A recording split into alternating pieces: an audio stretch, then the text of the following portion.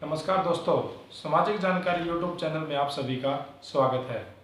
तो दोस्तों, आज हम आपसे बात करेंगे कि अभी इन दिनों कोविड-19 के कारण लॉकडाउन लगा हुआ है। सरकार ने हमें निर्देश दिए हैं कि हर कोई इंसान अपने घर पर ही रहेगा, वह बाहर नहीं निकलेगा और सोशल डिस्टेंसिंग का पालन करेगा। तो दोस्तों, इस कोविड-19 के कारण, लॉकडाउन के कारण हम बाहर तो निकल नहीं सकते और हमारा जो भी रोजगार है वो हमारा आज बिल्कुल ठप पड़ा हुआ है। चाहे कोई गाड़ी चलाता हो या फिर किसी भी कोई फैक्ट्री में काम करता हो, कोई भी किसी प्रकार का काम हो दोस्तों, ये हमारे पूरे हरियाणा में ही नहीं, अभी तो पूरे इंडिया में ही लॉकडाउन लगा हुआ है। हाँ जी दोस्तों, बहुत सारे लोग ऐसे हैं जिन्होंने ईएमआई पर गाड़ियाँ ले रखी है। तो कुछ लोगों ने अपने, जैसे हो सकता है कि होम लोन भी लिया हो। तो कोई ना कोई, हर व्यक्ति किसी न किसी प्रकार का लोन जरूर भर रहा है, चाहे वो ग्रुप लोन हो, होम लोन हो या फिर गाड़ी पर किसी प्रकार का उसने कोई लोन ले रखा हो। तो दोस्तों, ये जो लोन की जो किस्त है ये तो हर 30वें दिन आ जाती है, मंथली ईएमआई हम पे करते हैं। तो लेकिन इन दिनों लॉकडाउन के कारण हम वो किस्तें टाइम पर पे नहीं कर सकते। तो टाइम पर पे न करने के कारण हमारा चेक बाउंसिंग होगा या नहीं होगा, हम पर उस पर चार्ज लगेगा नहीं लगेगा, उससे रिलेटेड हमने आज ये वीडियो बनाई है। कुछ लोगों का संदेह था कि अभी भारत सरकार ने कह रखा है कि आरबीआई ने घोषणा कर दी है कि लॉकडाउन के दौरान कोई किसी से ईएमआई नहीं मांग सकता, बैंक ईएमआई के लिए फोर्स नहीं कर सकता।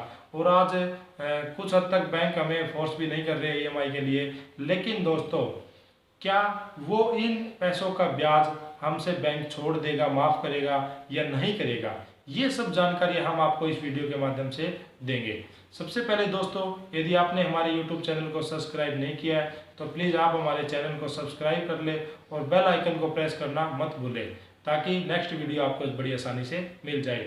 तो हाँ जी दोस्तों, हम आपको बता देना चाहते हैं कि अब हमसे बैंक किस्त नहीं लेता, लेकिन आने वाले समय में वो हमारा ब्याज माफ़ नहीं करेगा।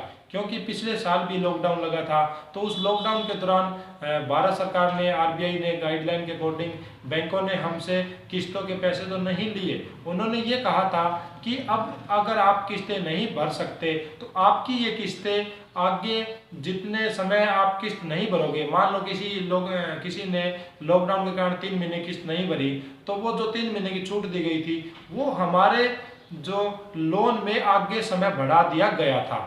जैसे कि मान लो किसी की 2 साल की किस्तें अभी पेंडिंग रहती हो और अब उन्होंने 3 किस्तें नहीं भरी, तो उसका 24 महीने का लोन न रह के 27 महीने में लोन उसको भरना था।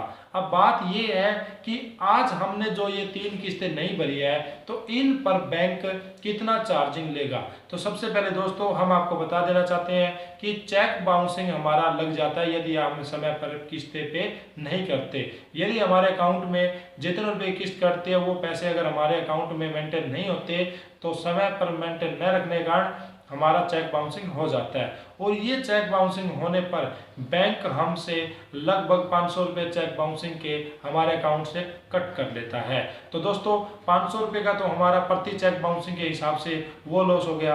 अब 3 महीने हमने लगातार किस्तें नहीं भरी, तो वहाँ से हमको 1500 रुपये तो बैंक के चेक बाउंसिंग के चार्जिंग हमें पे करने पड़ेंगे। तो दोस्तों, 1500 रुपये का तो हमें यहाँ लॉस हुआ। दूसरा लॉस अगर हम बात करें दोस्तों, अब हमारी किस्त, मान लो किसी ने कोई छोटा लोन करवा रखे तो उसकी किस्त छोटी होगी और बड़ा लोन करवा रखे तो उसकी किस्त बड़ी होगी। लेकिन हम आपको एग्जांपल देंगे 50,000 की किस्त के अकॉर्डिंग। अब आज जिसकी किस्तें कम है तो उसको ब्याज कम लगेगा और जिसकी ज़्यादा बड़ी है उसको ब्याज ज़्यादा लगेगा। हाँ जी दोस्तों, हमारे द्वारा जो किस्तें नहीं भरी जाती समय पर, उसके ऊपर बैंक लगभग टूटे हुए पैसों पर हमसे लगभग 2% का मतलब है कि साधारण भाषा में यदि हम बात करें तो 2 रुपये सैकड़ा के अकॉर्डिंग हमसे एक्स्ट्रा ब्याज लिया जाता है। अब हमने आपको एग्जांपल दिया था कि आपके 1 लाख रुपए टूट गए, यदि आपने 50,000 की 2 किस्तें नहीं भरी, तो उस 2 किस्तें टूटने पर आपके 1 लाख रुपए पर 2 रुपये सैकड़े के अकॉर्डिंग आपको लगभग 1 महीने में ब्याज 2,000 रुपये हो जाता है। तो इस प्रकार आपने वो तो पैसे 2 साल के बाद ही भरे हैं, क्योंकि आपने 24 महीने के बाद उन किस्तों को ऐड करवाया है। तो यहाँ से आपको 2 साल का फिर 2 रुपये सैकड़ा के अकॉर्डिंग आपको ब्याज लगेगा। तो आपको यहाँ से 2 साल में 96,000 रुपये एक्स्ट्रा ब्याज के रूप में देने पड़ेंगे। अब दोस्तों 96,000 रुपये एक बहुत बड़ी रकम हो जाती है, एक छोटी रकम नहीं होती। तो इस प्रकार यहाँ से हमको 96,000 रुपये का तो ये नुकसान हो गया, और 2 या 3 चेक बाउंसिंग के हमसे बैंक ने 500 रुपये 700 रुपये के अकॉर्डिंग एक्स्ट्रा कैलकुलेट करके हमसे वो भी ले लिए। तो दोस्तों बैंक हमें EMI भरने के लिए फोर्स तो नहीं कर रहा, लेकिन वो हम पर जो ब्याज लग रहा है उस ब्याज को 1% भी माफ नहीं कर रहा है, हमसे पूरा का पूरा ब्याज कैलकुलेट करके हमसे वो ले रहा है। और इसके साथ साथ दोस्तों हमें पैसे की हानि तो होती ही है। चेक बाउंसिंग होने के कारण हमारा जो ट्रैक का जो सिविल जो रिकॉर्ड है वो भी हमारा डाउन हो जाता है, और सिविल का ट्रैक यदि हमारा डाउन हो गया तो आगे हमें लोन लेने में प्रॉब्लम होती है, क्योंकि हमारा नेक्स्ट टाइम लोन लेने के लिए हमारा जो सिविल है, जो ट्रैक है वो बिल्कुल अच्छा होना चाहिए। यदि हमारा ट्रैक सिविल 650 से या 600 से कम हो जाता है तो कोई भी बैंक या फाइनेंसर हमें लोन देने के लिए मना कर देता है। तो इस प्रकार हमारा एक अच्छा ट्रैक होना चाहिए, अच्छा सिविल रिकॉर्ड होना चाहिए, तो वो लगभग हमारा 700 से प्लस ही होना चाहिए, ताकि हमें जब भी लोन की रिक्वायरमेंट हो तो बैंक हमें लोन देने से मना ना करे। तो दोस्तों इस प्रकार हमें लॉकडाउन में किस्तें न भरने के कारण हमें इतनी सारी परेशानियां होती हैं। तो दोस्तों हम आपसे आशा करते हैं कि आप समय पर किस्तें भरेंगे, लॉकडाउन के कारण किस्तें नहीं तोड़ेंगे। यदि आपकी बिल्कुल ही मजबूरी बन जाती है कि आप किस्तें नहीं भर पाते तो ही आप किस्तें तोड़ना दोस्तों, अदरवाइज आप समय पर किस्तें भरना, क्योंकि यहाँ पर हमसे 2 बार ब्याज ले लिया जाता है। पहली बार तो दोस्तों जब हमने लोन करवाया था तो उस वक्त हमारा ब्याज प्रिंसिपल के अंदर ऐड करके हमसे मंथली EMI के रूप में भरवा लिया गया।